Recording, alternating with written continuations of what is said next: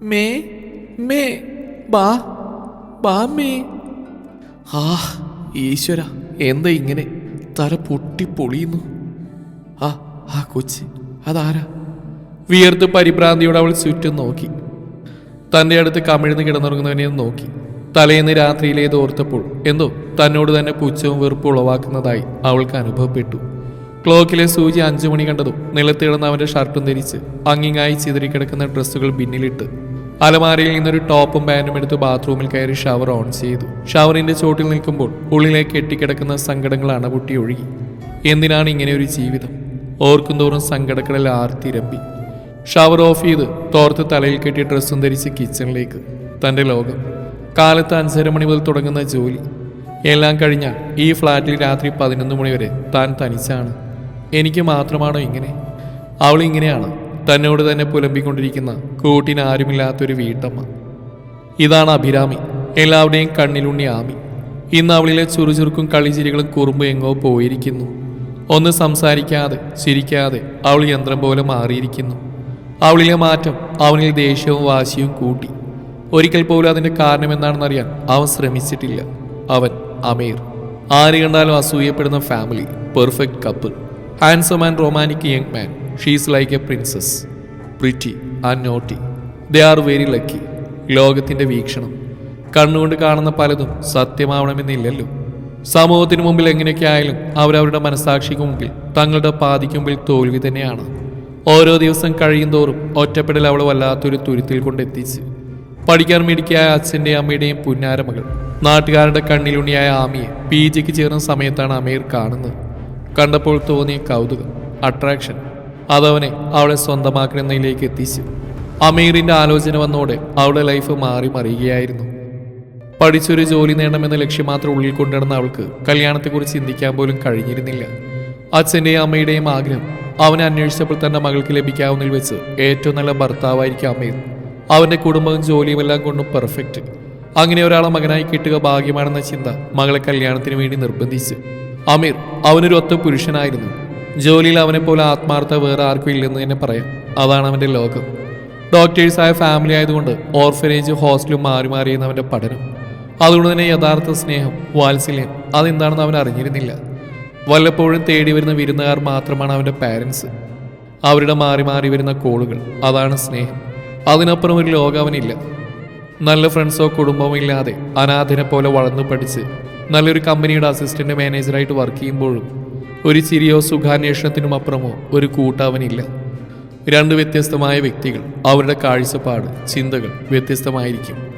എന്നാൽ പരസ്പരം തുറന്നു പറച്ചിലുകൾ കേൾക്കാനും മനസ്സിലാക്കാനും സ്നേഹിക്കാനുമുള്ള മനസ്സുണ്ടായാൽ മാത്രമേ ബന്ധം ദൃഢമാവുകയുള്ളൂ. ഇല്ലെങ്കിൽ ഓട്ടപാത്രം പോലെ ആയിരിക്കും. അതിലേക്ക് എന്തു പകർന്നിട്ടും കാര്യമില്ല. തീർത്തും താല്പര്യമില്ലാത്ത കല്യാണമായിരുന്നു ആമിക്ക്. കല്യാണം കഴിഞ്ഞതിന് ശേഷം അവൻ്റെ ഫ്ലാറ്റിലേക്കായി താമസം. നാട്ടിൻ പുറത്തു നിന്നും ഫ്ലാറ്റിലേക്ക്. അവിടെ മുതൽ വീർപ്പുമുട്ടിലായിരുന്നു. പഠിപ്പിക്കാൻ വിടുമെന്ന് പറഞ്ഞെങ്കിലും തുടർന്ന് പഠിക്കാനോ എന്തിന് ആ 4 ചുമരുകൾക്കുള്ളിൽ നിന്ന് വെളിയിലേക്ക് പോകാൻ കൂടി അവൻ വിട്ടില്ല.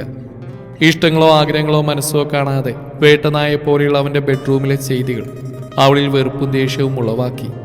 അവളെ അങ്ങനെ ഒരു അവസ്ഥയിലേക്ക് എത്തിച്ച സമൂഹത്തോടും മാതാപിതാക്കളോടും തൻ്റെ ഭർത്താവിനോടും വെറുപ്പ് മാത്രമായി. അവളുടെ പ്രവൃത്തികൾ അവനെ തെല്ലൊന്നുമല്ല ചൊടിപ്പിച്ച്. അതുമൂലം എന്ന് ഉപദ്രവമേറി. ദേഹത്തെ മുറിവുകളേക്കാൾ മനസ്സിനേറ്റ മുറിവാണ് അവളെ തളർത്തുന്നത്. എങ്ങനെയെങ്കിലും രക്ഷപ്പെടണം. പക്ഷെ എവിടേക്ക്, എങ്ങനെ? അതവളെ കൂടുതൽ തളർത്തി. കിച്ചണിൽ ഓരോന്നോർത്തുകൊണ്ട് തന്നെ ജോലി തുടർന്നു. എല്ലാം ഒരുക്കി ടേബിളിൽ കൊണ്ടുവച്ചു. അപ്പോഴേക്കും അവർ റെഡിയായി വന്നു. എനിക്ക് ഹോസ്പിറ്റലിൽ പോകണം. എന്താ ഇപ്പോൾ പെട്ടെന്ന്? കഴിച്ചുകൊണ്ടിരുന്നവൻ തല ഉയർത്തി അവളെ നോക്കിക്കൊണ്ട് ചോദിച്ചു. എനിക്ക് വയ്യ, ഇങ്ങനെ പോയാൽ ഞാൻ ഒരു ഭ്രാന്തിയായി മാറും. കുറേ ആയി സഹിക്കുന്നു, ഇനി പറ്റില്ല. അവൻ ഭക്ഷണം കഴിക്കാതെ അവളെ തന്നെ നോക്കി. ദേഷ്യം കൊണ്ട് വിറക്കുകയാണവൾ. ഇപ്പം ഇങ്ങനെ തോന്നാൻ കാരണം നിനക്ക് ഡോക്ടറെ കാണാൻ മാത്രമൊന്നുമില്ല. നിനക്കിവിടെ എന്തോ ഒരു കുറവ്. നമുക്ക് വേണ്ടിയല്ല ഞാൻ കഷ്ടപ്പെടുന്നു. കല്യാണം കഴിഞ്ഞ മുതൽ കാണുന്ന നിന്റെ പെരുമാറ്റം ഓരോ ദിവസവും നീ ശരിയാവുന്നു കരുതി. മതി, നിർത്ത്. ഞാൻ എന്ത് കാണിച്ചെന്നാ? എല്ലാം ചെയ്തു വെച്ച് നിങ്ങളാ. ഞാൻ പറഞ്ഞില്ല എനിക്ക് പഠിക്കണമെന്ന്. എൻ്റെ അംബീഷൻ, കരിയർ, ലക്ഷ്യം എല്ലാം തകർത്ത് എൻ്റെ ജീവിതം തന്നെ നശിപ്പിച്ചു. അവസാനം മൃഗത്തെ പോലെ എന്നെ, എൻ്റെ ശരീരവും. ആമി, വേണ്ട, ഒരക്ഷരം മിണ്ടരുത് നിങ്ങൾ. എൻ്റെ പൂർണ്ണ മനസ്സോടെയുള്ള കല്യാണം നിറഞ്ഞിട്ടും നിങ്ങളുടെ വാശിയായിരുന്നു കല്യാണം. സാധാരണ ഏതൊരു പെൺകുട്ടിയെ പോലെ എനിക്കും ആഗ്രഹമുണ്ട്. കല്യാണം, കുടുംബം, കുട്ടികൾ. ഇവിടെ തീർത്തും ഇഷ്ടമില്ലായിട്ടും അച്ഛനെ ഓർത്താ ഞാൻ. പക്ഷേ ഇവിടെ ഈ ജയിലിൽ തളക്കാനാണെങ്കിൽ നിങ്ങൾക്ക് വല്ല മൃഗത്തെയും കൊണ്ടുവന്നൂടെ? അതാകുമ്പോൾ 4 നേരവും ഭക്ഷണവും സ്നേഹവും മതി. നിങ്ങൾ പറയുന്ന കേട്ട് തലയാട്ടി കഴിഞ്ഞോളൂ. ആമി, നീ അതിര് കിടക്കുന്നു. ലൂസ് ടോക്സിന് സമയമില്ല. നീ എൻ്റെ ഭാര്യയാണ്. എൻ്റെ ഭാര്യ എങ്ങനെ ആയിരിക്കണം എന്നുള്ളത് എൻ്റെ തീരുമാനമാണ്. അതെൻ്റെ ആഗ്രഹമാണ്. അതുകൊണ്ട് അതനുസരിച്ച് ജീവിക്കേണ്ടത് നിന്റെ കടമയാ. ഓഹോ, കടമ ആട്ടെ. ഈ പറഞ്ഞ കടമകൾ എന്താണാവോ? ഭാര്യയുടെ കടമ കൊട്ടിക്കൊഴിച്ചല്ലോ. ഭർത്താവിനുണ്ട് കടമ. അതെന്താ മറന്നുപോയോ? അതോ അറിയില്ലേ? ഞാൻ പറഞ്ഞുതരാം. ഭാര്യ എന്നാൽ തന്റെ കാലടി കിടക്കുന്ന ചെരുപ്പല്ല. അവളും വിചാരവും വികാരമുള്ള മനുഷ്യ സ്ത്രീയാ. അവള് വീടിനുള്ളിൽ അടച്ചിട്ട് പാതിരാത്രി വരെ ജോലി എന്ന് പറഞ്ഞ് ഓടി നടക്കുന്നല്ല ഭർത്താവിന്റെ കടമ. താലി കിട്ടിയ എന്തോ ആവാമെന്നല്ല. ആദ്യം അവളൊന്ന് കേൾക്കുക, മനസ്സിലാക്കുക, ചേർത്ത് പിടിക്കുക, ഇഷ്ടങ്ങൾ പരസ്പരം പങ്കുവെക്കുക. ഞാൻ ഇഷ്ടപ്പെട്ടതിന് നിങ്ങളെ ഇതിലേതെങ്കിലും ഒന്ന് നിങ്ങൾ എന്നോട് ആത്മാർത്ഥമായി കാണിച്ചിരുന്നെങ്കിൽ. ചടങ്ങെന്ന പേരിൽ വീട്ടിലേക്ക് പോയതല്ലാതെ പിന്നെ എൻ്റെ വീട്ടിലേക്ക് പോയോ? അവരെൻ്റെ മാത്രമല്ല, നമ്മുടെ അച്ഛനമ്മമാരാ. ഭാര്യയോടെന്ന പോലെ അവരോടുകൊണ്ട് കടമകൾ. എൻ്റെ ഏതെങ്കിലും ഒരു ഇഷ്ടം നിങ്ങൾക്ക് അറിയാമോ? നിങ്ങളുടെ ഇഷ്ടം, നിങ്ങളുടെ താല്പര്യം അത് അടിച്ചേൽപ്പിക്കുകയല്ല, മറിച്ച് സ്വമനസാരം ഞാൻ നിറവേറ്റുമ്പോഴാണ് അവിടെ സന്തോഷവും സമാധാനവും ഉണ്ടാവുന്നത്. നിങ്ങൾ എനിക്ക് ഇഷ്ടമല്ല. എന്തിന്? നിങ്ങൾ എന്നെ തൊടുമ്പോൾ ദേഹത്ത് പുഴരിക്കുന്ന പോലെയാണ്. നിങ്ങളുടെ ഓരോ ചുംബനവും എന്നിൽ കാരമുള്ളുകൾ പോലെ തുളച്ച് കയറുക. ഇനിയും സഹിക്കാൻ വയ്യ. ഭ്രാന്ത് പിടിക്കുന്നുണ്ട് എനിക്ക് വേണ്ട. നിങ്ങൾക്കറിയോ, 2 മാസമായി ഞാൻ ശരിക്കൊന്ന് ഉറങ്ങിയിട്ട്. കണ്ണടച്ച ഒരു കുഞ്ഞിനെ അമ്മയെന്ന് വിളിച്ച് അലറി കരയുക. അമ്മേ, നിങ്ങൾക്കറിയോ, എനിക്ക് കുട്ടികളെ ഒത്തിരി ഇഷ്ടമാണ്. പക്ഷേ നിങ്ങളന്ന് കല്യാണ രാത്രി പറഞ്ഞ് നിങ്ങൾക്ക് കുട്ടികളെ ഇഷ്ടമില്ലെന്ന്, നമുക്ക് കുട്ടികൾ വേണ്ടെന്ന്. പൊതുവെ എല്ലാവരും പറയും ഒരു കുഞ്ഞ് വന്നാൽ എല്ലാം ശരിയാവും. അങ്ങനെ പലർക്കും സംഭവിച്ചിട്ടുണ്ട്. പക്ഷേ ഇവിടെ അങ്ങനെയൊന്നും പ്രതീക്ഷിക്കാൻ പോലും കഴിയില്ല. ഒരിക്കലും നടക്കാത്ത സ്വപ്നമാണ് കുഞ്ഞ്. നിങ്ങളുടെ കാമം തീർക്കാൻ മാത്രമല്ലാതെ സ്നേഹത്തോടെ എന്നെ തലോടിയിട്ടുണ്ടോ? ചേർത്ത് പിടിച്ചിട്ടുണ്ടോ? ഒരിക്കൽ പോലും നിങ്ങളോ ഞാനോ ഇഷ്ടമാണെന്ന് പരസ്പരം പറഞ്ഞിട്ടുണ്ടോ? എനിക്കൊരു തലവേദന വന്നാലോ അല്ലെങ്കിൽ വയ്യാതെയായാലോ എന്തു പറ്റിയെന്ന് ചോദിക്കാനുള്ള മനസ്സ്. എന്താണ് നമ്മൾ തമ്മിലുള്ള ബന്ധം? ഒരു താലി കിട്ടിയാൽ മാത്രം പെണ്ണ് ഭാര്യയാവില്ല, ആണ് ഭർത്താവും ആവില്ല. താലിയുടെ പവിത്രത അറിയാത്ത, ബന്ധങ്ങളുടെ വില അറിയാത്ത നിങ്ങളെപ്പോലുള്ളവരോട് ഇതൊന്നും പറഞ്ഞിട്ട് കാര്യമില്ല. നിങ്ങളെ വിശ്വസിച്ച അച്ഛനാണ് വിട്ടിയായത്. മകള് നല്ല നിലയിൽ കഴിയുന്നെന്ന് സമാധാനത്തിൽ കഴിയുന്ന പാവങ്ങളാവര്. അവരെ കൂടെ ഞാൻ കുറച്ചാളത്തേക്ക് വെറുത്തു. നിങ്ങൾ കാരണം എനിക്ക് മതിയായി. ഐ ഹേറ്റ് യു അമീർ. സമൂഹത്തിന് മുമ്പിൽ പെർഫെക്റ്റ് കപ്പിൾ ഹാമി അമീർ.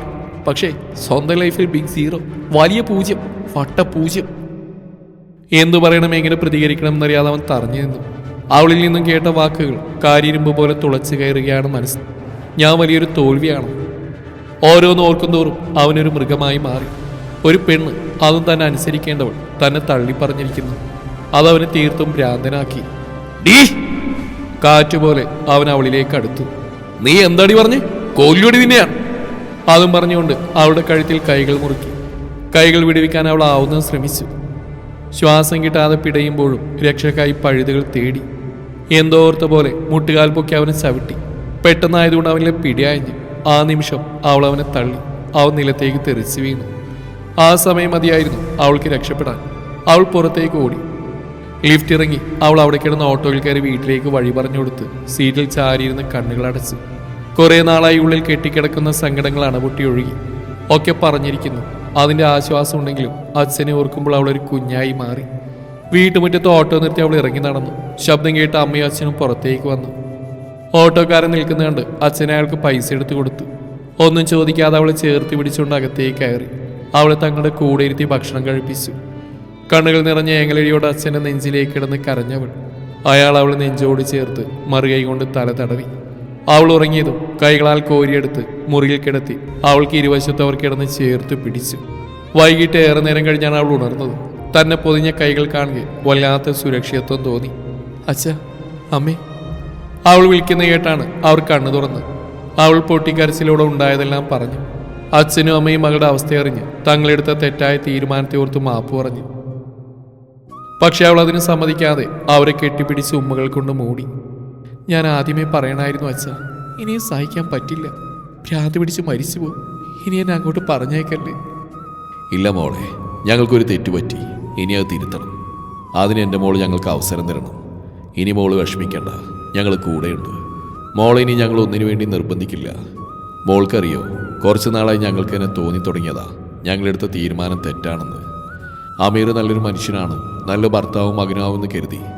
പക്ഷേ അവനെ അവൻ്റെ ജോലിയല്ലാതെ മറ്റൊന്നിനെയും സ്നേഹിക്കാൻ കഴിയില്ല. അവന് സ്നേഹം എന്താണെന്ന് അറിയില്ല.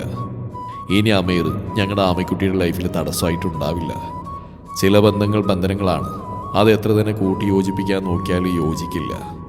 അത് മനസ്സിലാക്കി മുന്നോട്ട് പോകണം. ഇതുപോലെ ഒത്തിരി കുടുംബങ്ങളുണ്ട്. എന്നാൽ തുടക്കത്തിൽ തന്നെ തിരുത്തിയ ജീവിതം നഷ്ടാവില്ല. കല്യാണം കഴിപ്പിച്ചയച്ച മക്കൾക്ക് സന്തോഷമാണോ സങ്കടമാണോ അതറിഞ്ഞ് കൂടെ നിൽക്കണം പാരൻസ്. കല്യാണം കഴിഞ്ഞതോടെ ബാധ്യത